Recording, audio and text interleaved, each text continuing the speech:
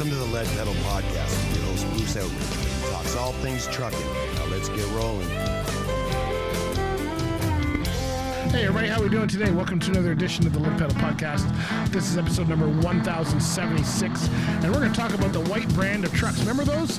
That's right, everything had the white symbol in front of it. We're going to find out what happened to them, where do they go, why do they go, and how do they get out of there? All right, we'll be right back after this. Stay tuned. Hey folks, have you heard of CAT Transport? That's right, they are one of the leading carriers in Canada. They've been the best managed fleet for many years. They are a very large carrier that operates right across North America. And the best way to find out about what they have to offer is to go to cat.ca and then click on the careers button. But let me tell you some of the things that are available to you right now. They've got locations based in key metropolitan areas across North America. You do not have to work out of Quebec, even though they're a Quebec-based carrier. They have operations for you anywhere that you live. Total health benefits are available right off the bat. Remote work options, compensation that is competitive with the industry. Company matching pension plan. Hey, why not grow while they're growing? And on-site health and wellness programs are available. They've got career growth opportunities because they're a fast-growing company, and they provide a work-life balance that they believe is best of the best. Skills development and training programs will keep you advancing in your career so that you can spend a long time with CAT. So check out CAT Transport at cat.ca and click on the careers button to find out all about it. And by the way, tell them that the Lead Pedal Podcast sent you. All right, so let's talk about the White Motor Company and what they have to offer and why they have to offer it, because that's one of the things that we're looking at here.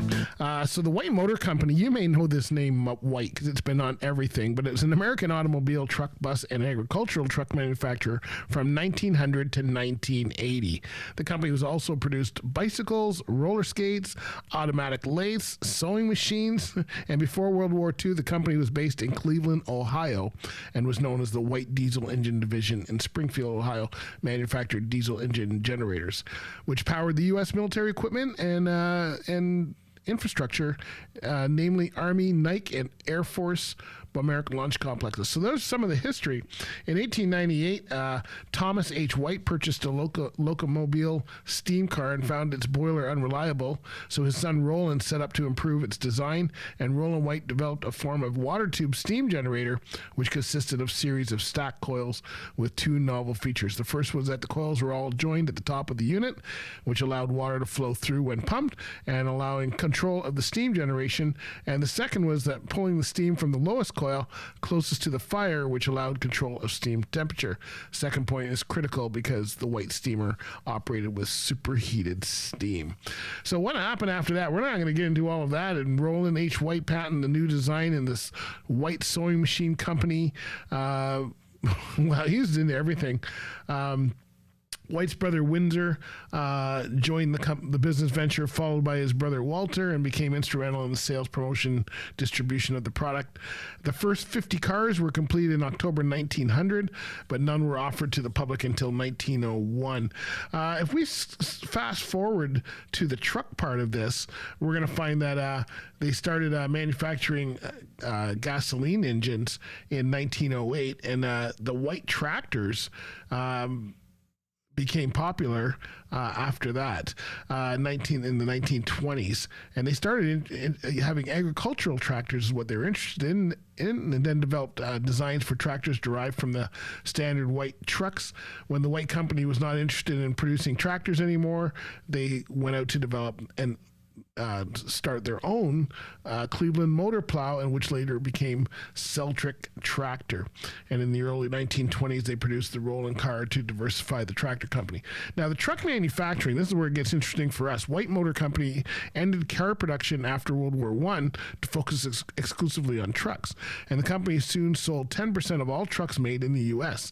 Although White produced all sizes of trucks from light delivery to semi, the decision was made after World War II to produce only large large trucks. And White acquired several truck manufacturing companies during this time, like Sterling in 1951, Autocar in 1953, Rio in 1957, Diamond T in 1958. White also agreed to sell Consolidated Freightways, Freightliner trucks through its own dealers, and White produced trucks under the Autocar nameplate following its acquisition. Diamond T and Rio Motor Car Company became the Diamond Rio division, which was discontinued in the 70s. And White Semi performed a role in 1949 James Cagney film White Heat. This era was probably the peak of White motor penetration, with the substantial gasoline engine tractors moving a large part of the tractor trailer fleet. Let's see, get into the buses. Now, they had also bought Freightliner, so they owned, let's see, I'll get into a whole bunch here. Let me just see. I had it. That's right. So in 1953 is when they got really into probably what you saw. They purchased in Pittsburgh, Pennsylvania, the Autocar Company, 51 to 77. They also distributed Freightliner trucks. They did the Consolidated Freightways. They had the Sterling nameplate, and they also got into Daimler trucks and Western Star. So they're White, Autocar, and Western Star. So if you ever saw any of these nameplates, for the longest time you would see White Western Star or White, any of those products. A lot of them had the White symbol, and then they would go, Freightliner just went into Freightliner. When White went away, they went away in 2008 is basically when they stopped. And in 1980, White was insolvent, filing Chapter 11 bankruptcy, and that year Volvo acquired most of the U.S. assets in 1981. So White did have a lighter range that went through that time as well in a lot of European manufacturers. So you can see in 1983, White emerged from bankruptcy reorganization under the name North Ohio Axle Incorporated, which was later changed to NeoX in May of 87. Fairfield Manufacturing bought them. So that's where the White, you saw it starting to leave in the 80s there.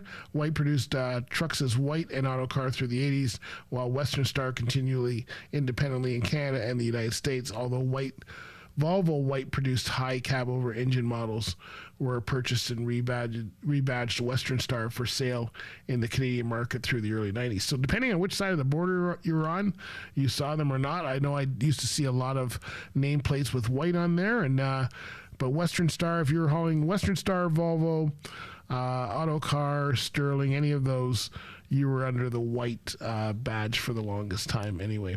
In 88, Volvo and General Motors merged their heavy truck divisions in North America, creating Volvo GM Heavy Truck, and created a new brand for that. So Western Star was sold to Australian entrepreneur Terry Peabody in 1990, and Volvo purchased the stake of General Motors. So then of course, Western Star was resold by Peabody to Daimler Chrysler and merged with its Freightliner subsidiary. So that's where everything went.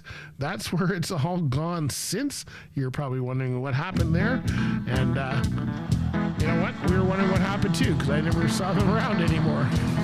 Hey folks, in today's economy, it's what you keep in your pocket that's important, and that means your taxes as well. And you know what? I want to tell you about RS 2000 Tax Services. They specialize in the trucking industry. That's right. Whether you're an owner-operator, a carrier, a truck driver, it doesn't matter. They can help you because they understand the importance of you being on the road and the kind of things that you're going to come up against, and so they can help you. And I got to tell you, they are extremely proud of the service they provide, because they provide it to most of Ontario. They're available 7 days a week, 12 months of the year. That's right. The people that are going to be dealing with you are going to be at your home, at your business, wherever you need them to come to, because they understand that you're traveling. You don't have time to go and drive somewhere else on a weekend. You've only got a certain amount of time to be with your family. So they come to you. You can ask them questions anytime at 1-800-304-3986. And they operate Monday to Friday, 8:30 a.m. to 5 p.m. Although they're consultants and accountants that deal with you, work with your schedule, so you will be available there. If you want to give them a call, again, tell them that the Lead Pedal Podcast sent you at 1-800-304-3986, or you can visit their website at rs2000tax.com. They're in Kamoka, Ontario, but they don't want you to go there. That's why they come to you. Who can find Kamoka? Anyway, we've been dealing with them for a while. They've been in business since 1994, and I can tell you, we've had them here on the podcast many times talking about their services, so you can go and listen to any of those episodes if you want to hear what they have to say. But they have been around for a long time. They specialize in trucking, and better off, they specialize in you. Give them a call at 1-800-304-3986 or visit them at rs2000tax.com. Make sure you tell them we sent you. All right, so there you go. So that's some of the stuff going on. So yeah, after 2000, you wouldn't see White anymore. You probably didn't see them after the 90s either. But 2000 when they totally went away. So there you go. Hey, just to let you know about some of the events coming up. We got the Trucking Network event is coming up this weekend on Saturday. You want to make sure you catch that. That's where you go to the Pearson Convention Center. $5,000 in cash giveaways. It's free to attend. You'll have all kinds of people there as far as vendors and recruiters. So if you're looking for a job in trucking, that's the one. Bring your resume with you. We'll be roaming around. You can register and learn more at thetruckingnetworkevents.ca. We also have the Bridging the Barriers event, which is happening on the Monday. It's starting on Monday night with a cocktail hour and goes Tuesday, September 26th. This is put on by Women's Trucking Federation of Canada, so you want to check that out. And we'll be there for that as well. So there's the next couple events coming up. Hope that you can join us. All right, my friends, we'll talk to you later. Be good out there. Follow us on social. We're on Instagram, Facebook, Twitter, TikTok, YouTube, LinkedIn, whatever else we got. All right, my friends, talk to you later. Bye for now. This has been another episode of the Lead Pedal Podcast. For more information or to subscribe to the podcast, visit theleadpedalpodcast.com and be sure to follow the podcast on Facebook and Twitter.